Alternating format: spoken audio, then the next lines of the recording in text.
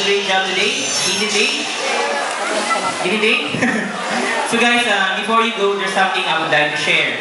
Did you know that Zoe and Cory are only 3 years old? They enjoy training and learn so fast. Well, here they are. And did you notice how careful I am with handling